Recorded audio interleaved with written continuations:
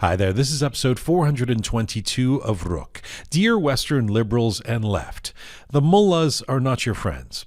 Now, surely some of you already know this, but given the absurdity of what we've been seeing lately, people carrying placards of Ali Khamenei at pro-regime rallies in Western cities, mourning their dear leader as some kind of anti-imperialist hero, and waving the flag of the Islamic Republic as if it's a beacon of progressive freedom, a reminder may be in order. A message to the leftists: the mullahs are not your friends. Look, we get it.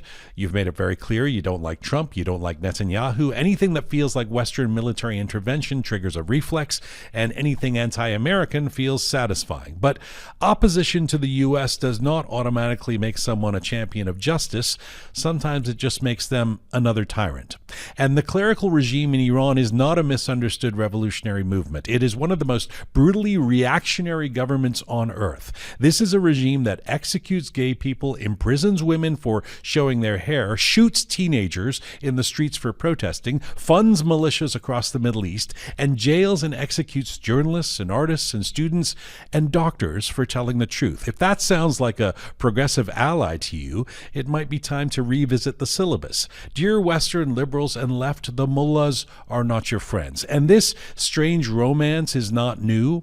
In 1979, large segments of the global left also convinced themselves that the Islamist revolution in Iran was a kind of anti-imperialist awakening. Western intellectuals flew to Tehran to meet Ayatollah Khomeini. Some described him as spiritually enlightened. Others imagined an exotic new form of revolutionary democracy.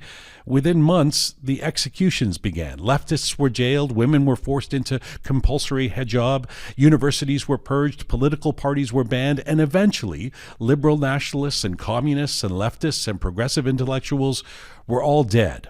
The revolution devoured the very people who helped romanticize it. History tried to warn us: the mullahs are not your friends. Now look, you don't have to support war, you do not have to vote for Trump, you do not have to support Israeli policy. All of that is your democratic choice, but pretending the Islamic Republic represents liberation or resistance or progressive politics is not moral clarity. It is ideological laziness and blindness. And worst of all, it abandons the very people who actually share many of your values.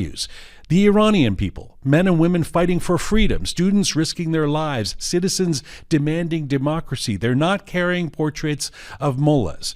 They're trying to get rid of them. Dear Western liberals and left, the mullahs are not your friends. And the sooner that becomes obvious, the sooner the world might finally stand on the right side of history.